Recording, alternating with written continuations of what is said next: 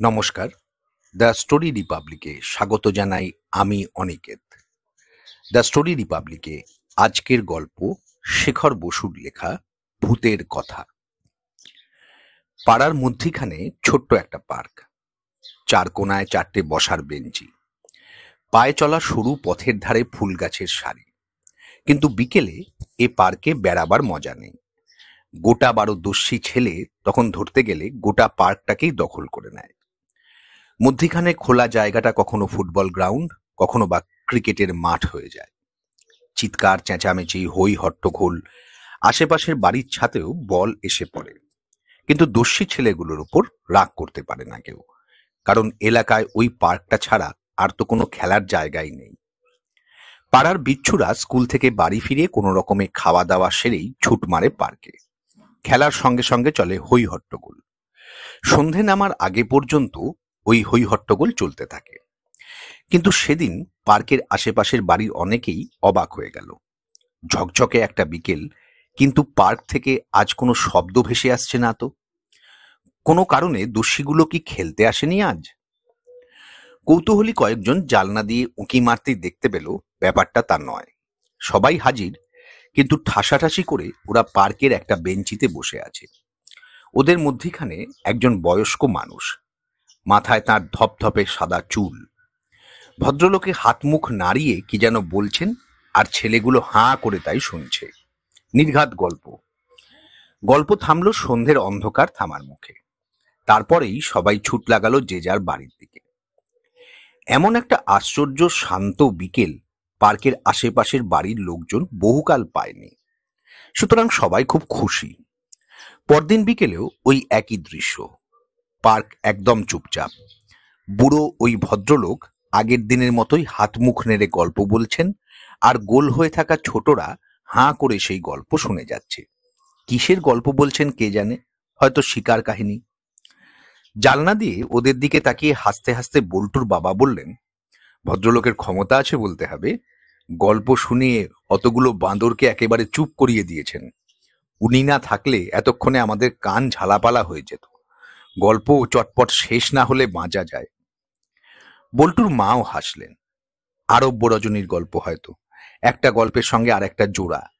এইভাবে চুপচাপ বসে কিছুদিন গল্প শুনলে কিছুটা শান্ত ভাব আসতে পারে ওদের মধ্যে। এ পাড়ার লোকেদের কাছে ওই ভদ্রলোক অচেনা। পাশের পাড়ার বাসিন্দা হতে পারেন, এমন হতে পারে চাকরি সূত্রে কোথাও হয়তো বাইরে ছিলেন, এখন অবসর নিয়ে ফিরে এসছেন। এখন ওর কাজ বলতে হয়তো বিকেলে বেড়ানো, তারপর বেড়াতে বেড়াতেই ভাব করে ফেলেছেন দস্যিদের সঙ্গে। গল্প বলাটাও এখন বুঝি ওর কাজের মধ্যে পড়ে গিয়েছে। তবে গল্পের জোর আছে বলতে হবে।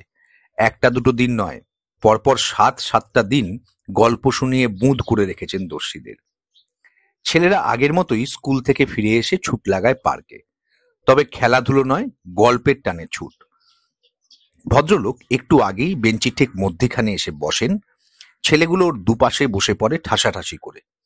2-4 জন হাঁটু মুড়ে থাকে সামনেই। গল্প শুনে সন্ধ্যের মুখে বাড়ি ফেরে সবাই। পার্কটা আজকাল ভীষণ রকমের চুপচাপ। পার্কের মধ্যিখানের ঘাস বল পেটানোর জন্য উধাও হয়ে গিয়েছিল, এখন সেখানে আবার সবুজের আভা ধরেছে। খেলতে গিয়ে দস্যিদের হাতে পায়ে কাটাছেঁড়া লেগেই ছিল। এখন খেলাধুলো নেই, সুতরাং কাটাছেঁড়াও নেই। ওদের বাড়ির লোকজন খুশি, কিন্তু এই খুশির ভাব বেশি দিন থাকলো না। দস্যিরা আগে ভয় কাকে বলে জানতো না, এখন সবাই অসম্ভব রকমের ভীতু হয়ে গেছে। সন্ধ্যের অন্ধকার নামার আগেই ছুটে চলে আসে বাড়িতে, একা একা বারান্দায় যেতে চায় না। রাতে হঠাৎ যদি আলো নিভে যায়, হাউমাউ করে চেঁচিয়ে ওঠে। ওদের বিদঘুটে ওই ভয় এখন বাড়তে বাড়তে ভীষণ বেড়ে গেছে। কেউ আর একা ঘরের মধ্যে থাকতে চায় না। রাতে ঘুমের মধ্যে কেউ কেউ আবার ভয় পেয়ে চেঁচিয়ে ওঠে। বাড়ির লোকেরা সকালে ছেলেদের বিছানা তোলার সময় বালিশের তলায় অদ্ভুত অদ্ভুত সব জিনিস পায়, যেমন তুলসী পাতা, সর্ষের দানা, লোহার চাবি। ভয় পেয়ে পেয়ে ডানপিটেদের স্বাস্থ্যও বেশ খারাপ হয়ে গিয়েছে। কিন্তু ভয়টা কিসের? খোঁজ নিয়ে জানা গেল আসল কারণ। পার্কের ওই সাদা চুলো মানুষটা প্রতিদিন ওদের একটা করে ভূতের গল্প শোনান। গল্পের সবকটা ভূতই ভয়ঙ্কর। মানুষের ওপর তাদের দয়া মায়া বলে কিছু নেই। সুযোগ পেলেই তারা ঘাড় মটকে দেয়। তার আগে আর পরে কত রকমের গা ছমছমে কাণ্ড করে বেড়ায়। সব বাড়িতেই বাবা মায়ের এক কথা, ভূতের গল্প শুনতে যখন অত ভয় লাগে তখন শুনিস কেন? আর উত্তরে সব ছেলেরই একই কথা, ভয় পাই ঠিকই, কিন্তু শুনতে যে ভীষণ ভালো লাগে। বকাবকি নিষেধে কোনো কাজ হয়নি। বিকেল হলেই ছেলেরা ভূতের গল্প শোনার জন্য পার্কে দৌড়ায়। আগে যখন ওরা খেলাধুলো করত, বাড়ি ফিরতে ফিরতে সন্ধে হয়ে যেত প্রায়ই। এখন আর তা হয় না। অন্ধকার নামার আগেই এক ছুটে বাড়ি, কারণ সন্ধে হওয়া মাত্রই ভূতেরা নেমে পড়ে গাছ থেকে, তারপর পছন্দসই ঘাড় খুঁজে বেড়ায় চাপবার জন্য। পার্কে গোটা চারেক ঝাঁকড়া গাছ আছে। সন্ধ্যের মুখে ওই গাছগুলোর নিচ দিয়ে ছুটবার সময় বুক ঢিপ ঢিপ করে ছেলেদের। বড়রা কত করে বুঝিয়েছেন, সত্যি সত্যি ভূত বলে কিছু নেই, ভূতের গল্প নেহাতি গল্প, কিন্তু ওসব কথায় ছোটরা একেবারেই কান দেয়নি। পার্কের পাকা চুলোই ভদ্রলোকের কাছে গল্প শুনে শুনে ওরা বিশ্বাস করে নিয়েছে ভূত আছে, দু চারটে নয়, অসংখ্য ভূত। ভূতেরা হাওয়ায় মিশে যেতে সব জায়গায় যেতে পারে, তবে ঝাঁকড়া গাছ আর পোড়ো বাড়ি থাকার জন্য বেশি পছন্দ। রাত নামলেই ভূতেরা মানুষ ধরার জন্য বেরিয়ে পড়ে। ওদের হাত থেকে বাঁচার জন্য দরকার তুলসী পাতা, সর্ষের দানা, লোহা আর রাম সীতার ছবি। ভূতেরা এগুলোতে ভয় পায়, সঙ্গে থাকলে কাছে আসার সাহস পাবে না। বাড়ির লোকেরা বুঝিয়ে টুঝিয়ে ক্লান্ত হয়ে গিয়েছেন, কিন্তু ভূতের ওপর ছোটদের অগাধ বিশ্বাস একটুও টলেনি। বাবা মায়েরা প্রতিদিনই ছেলেদের বলেন, পার্কে গিয়ে তোমরা আগের মতো ফুটবল ক্রিকেট খেলবে, খেলার জন্যই পার্কে যাওয়া, বুঝলে? কিন্তু ওসব বলাই সার। ছেলেদের স্বভাবে বিন্দু মাত্র পরিবর্তন আসেনি। ছুটে পার্কে যায় ঠিকই, কিন্তু গ্যাঁট হয়ে বসে গল্প শোনার জন্য। পাকা চুলই ভদ্রলোক বেঞ্চির মধ্যিখানে বসে আগের মতো হাত মুখ নেড়ে গল্প বলে যান। ছেলেরা সেই গল্প শোনে হাঁ করে, আর সন্ধ্যের আগে বাড়ি ফিরে আসে ফ্যাকাশে মুখে। মন্টুর বাবা সেদিন খুব রেগে গিয়ে বললেন, বুড়োটার কি আর খেয়ে বসে কাজ নেই? রোজ এসে ভূতের গল্প শোনান। এক্ষুনি গিয়ে ওকে বলা দরকার, ছেলেগুলো অসম্ভব ভীতু হয়ে যাচ্ছে, আপনি আর ওদের ভূতের গল্প শোনাবেন না। ঠিক কথা, কিন্তু কে গিয়ে ওই ভদ্রলোককে কথাটা বলবে? ভদ্রলোক যদি উল্টে বলেন, আমি বাচ্চাদের ভালোবাসি বলেই গল্প শোনাই, আপনাদের যদি সেটা পছন্দ না হয় ওদের আমার কাছে আসতে বারণ করে দেবেন, বলতেই পারেন। বললে জবাব দেওয়ার মতো কিছু থাকবে না। তাহলে উপায় বার করতে পারে অয়ন। অয়নের বয়স 22-23, কিন্তু এই বয়সেই ও কুইজ আর ম্যাজিক করে খুব নাম করে ফেলেছে। শুধু তাই নয়, বেয়ারা বিদঘুটে সব সমস্যার সমাধানে ওর মাথা কাজ করে দারুণ। ডাকা হলো অয়নকে। সব শোনার পর অয়ন বলল, এই ব্যাপার, আপনাদের চিন্তার কোনো কারণ নেই, আমি 3 দিনের মধ্যে সব ঠিক করে দিচ্ছি। অয়ন সময় নিয়েছিল 3 দিন, কিন্তু কাজ মিটে গেল 2 দিনের মধ্যেই। ছেলেরা বিকেল বেলায় যথারীতি ছুট লাগিয়েছিল পার্কে, কিন্তু গল্প বলার মানুষটিকে আর পাওয়া গেল না। 1 দিন গেল, 2 দিন গেল, 3 দিন গেল, কিন্তু না, পাকা চুল গল্প বলিয়ে পার্কের ত্রিসীমানার মধ্যে নেই। বেচারা শ্রোতার দল শুকনো মুখে ওই বেঞ্চিটার আশেপাশে দিন 3 ঘোরার পর ফুটবল নিয়ে আবার ঝাঁপিয়ে পড়ল পার্কের মাঠে। আবার সেই আগের দৃশ্য, খেলার সঙ্গে চিৎকার চেঁচামেচি, হই হট্টগোল। পার্কের লাগোয়া বাড়িগুলোর ছাদে এসে বল পড়তে লাগলো, কিন্তু কেউ কিছু মনে করলো না। আবার আগের স্বভাবে ছেলেদের ফিরতে দেখে সবাই খুশি। কুইজ মাস্টার আর ম্যাজিশিয়ান অয়নের এই কেরামতি দেখে পাড়ার লোকজন অবাক। কিভাবে এই অসাধ্য সাধন করলো? প্রশ্নের উত্তর পাওয়ার কোনো উপায় নেই এখন। একটা অনুষ্ঠান পরিচালনা করার জন্য কুইজ মাস্টার এখন জামশেদপুরে। 7 দিন পরে ফিরলে কারণটা জানা যাবে। কিন্তু ফিরে আসার পরেও অয়নকে ধরতে পারছিলেন না অভিভাবকরা। একটু কেমন যেন গা ঢাকা দিয়ে থাকছিল। কিন্তু এমন তো হওয়ার কথা নয়। মস্ত বড় উপকার করেছে অয়ন। ছেলেগুলো এখন আগের মতো টকবগে আর বিচ্ছু। ভূতের ভয় গেছে। কারো বালিশের তলায় এখন আর লোহার চাবি, সর্ষে, তুলসী বা ঠাকুরের ছবি পাওয়া যায় না। রাতের অন্ধকারে আগের মতো চলাফেরা করার সাহস পুরোপুরি ফিরে আসেনি, কিন্তু ঘরে একা থাকতে কেউ আর ভয় পায় না। তবে যার জন্য সবকিছু আবার আগের মতো সহজ স্বাভাবিক হয়ে উঠেছে, সেই মানুষটাকে ধরা যাচ্ছে না কেন? বড়রা এবার একটু বেশি মাত্রায় তৎপর হয়ে উঠলেন। রমুর মা এক সকালে অয়নের বাড়ি গিয়ে পাকড়াও করলেন ওকে। তারপর ফিরে এসে বললেন, রোববার মানে পরশুদিন বিকেলে অয়ন চা খেতে আসবে আমাদের বাড়িতে, তোমরাও এসো। ও আমাদের এত বড় একটা উপকার করলো, অথচ ওকে ঘটা করে ধন্যবাদই জানানো হয়নি। ভূতের গল্প বলিয়ে লোকটাকে কি করে তাড়ালো সে গল্পও শোনা যাবে চায়ের আসরে। রোববার বিকেল হতেই সবাই রমুদের বাড়িতে এসে হাজির। রমু খেলতে গেছে পার্কে, অয়ন আসতেই একসঙ্গে হৈ হৈ করে উঠল সবাই। বিরাট একটা কাজ করার জন্য মন খুলে সবাই ধন্যবাদ জানালো অয়নকে। তারপর মৃদু অনুযোগ, আমরা জানি তুমি এখন খুব ব্যস্ত হয়ে পড়েছ, কিন্তু একটু সময় বার করে আসবে তো? কতবার খবর পাঠিয়েছি বলো। ধন্যবাদ আর অনুযোগের তোড়ে একটু কাহিল হয়ে পড়ে অয়ন বলল, বৌদি চায়ের নেমন্তন্ন, চা কোথায়? রমুর মা হাসতে হাসতে বললেন, চা তো আগে দেওয়া হবে না, চায়ের আগে টা। খাবার এসে গেল সবার জন্য। বাছাই আইটেম, মাছের কচুরি, পনির পকোড়া, কাবাব আর সরভাজা, শেষকালে চা। প্রতিটি খাবারই দারুণ, তৃপ্তি করে খেলো প্রত্যেকে। চায়ে চুমুক দিয়ে অন্তুর বাবা বললেন, অয়ন, ভূতের গল্প বলিয়ে ওই লোকটাকে রাতারাতি উধাও করে দিলে কিভাবে? এও কি তোমার কোনো ম্যাজিক? অয়ন এতক্ষণ দিব্যি ঝরঝরে ভঙ্গিতে গল্প করছিল, কিন্তু ওই প্রসঙ্গটা উঠতেই একটু মিইয়ে গিয়ে বলল, ওই হলো কোনোভাবে। না না, এটা কোনোভাবে হওয়ার ব্যাপার নয়, এর পিছনে তোমাকে নির্ঘাত বিস্তর মগজ খাটাতে হয়েছে, সেই গল্পটাই তো আমরা শুনতে চাই। পাড়ার মিলিদি বড় বড় করে চোখ করে বললেন, অয়ন, আমি অনেকের মুখেই শুনেছি গোলমেলে সমস্যা মেটাতে তোমার জুড়ি নেই। কথাটা যে কতখানি সত্যি জানতে পারলাম এই প্রথম।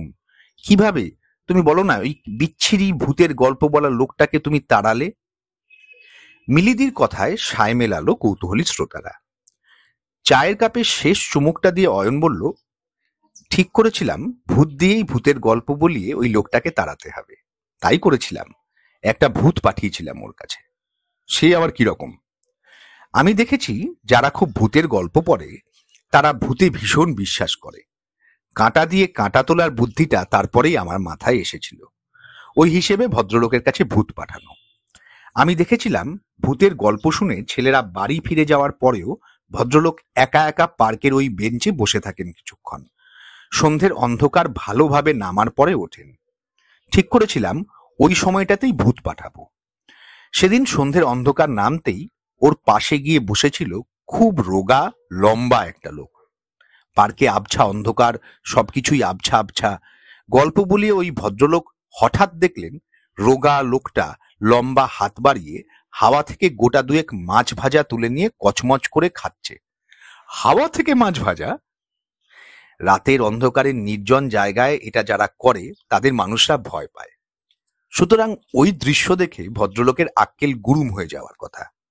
একটু পরেই ভদ্রলোক পরিষ্কার শুনতে পেলেন কে যেন নাকি সুরে বলছে, তুই কেন আমাদের নামে রোজ মিথ্যে মিথ্যে গল্প বলিস? দাঁড়া, তোর মজা দেখাচ্ছি। ভদ্রলোক চমকে উঠে পাশের রোগা লম্বা লোকটার দিকে তাকালেন, কিন্তু লোকটার তো মুখ বন্ধ। কথাগুলো তাহলে কে বলছে? এই ধরনের কোনো কাণ্ড দেখলে যে কোনো মানুষেরই হাড়ে কাঁপুনি ধরে যাওয়ার কথা।